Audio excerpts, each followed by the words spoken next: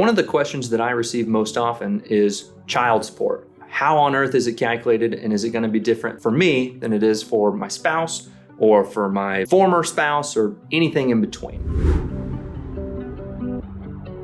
So child support in Texas is statutory. The Attorney General's office, through the Texas Family Code, puts together some rules for us to calculate child support. And luckily for all of my clients, it really just comes down to simple math. The way the calculation for child support is done in Texas is we take a party's gross monthly income, and that's inclusive of W-2 wages, bonus, overtime, whatever it may be.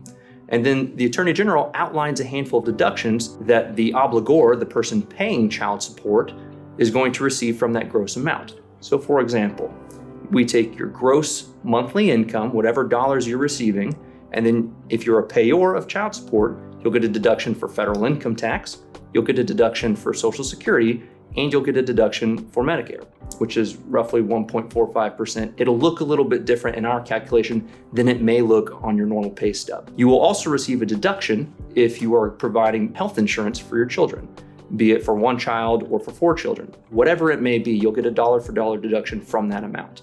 You may also receive a deduction for a union due or some sort of mandatory retirement that you don't have any control over, but that's typically done on a case-by-case basis. So after we calculate the various deductions that you may be entitled to, we subtract that amount from the gross monthly wages that you receive, and with that number, we know your net monthly income. The way that the Texas Family Code lines out child support is it divides up how much child support a person's going to pay dependent on how many children both that they have in front of the judge and that they may have that are in a different court case or that they currently have with a new spouse. So for example, if a party has 2 children before the court, but they have 1 child outside of this current case, we take the 2 children and we say, okay, you're gonna pay 25% of your net monthly income, but you are gonna receive a deduction for the 1 child that you have outside of the presence of this court case. And in that instance, you get a slight 2.5% reduction. So when calculating your child support, we would take 25%, get you down to 22.5% of your net monthly income. And whatever that number is, that's what the court is likely to order for your child support.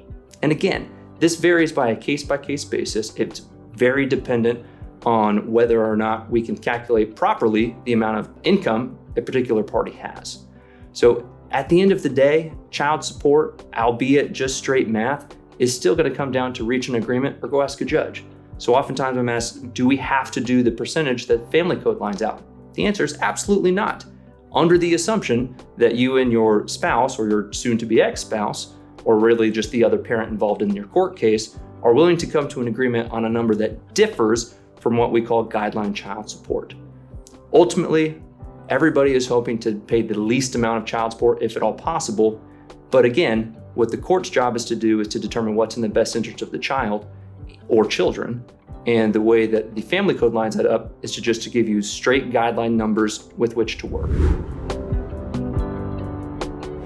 So if you want to talk more about child support with my office or my team, feel free to give us a call at 817-900-3220 or contact us via our website at familytexas.com.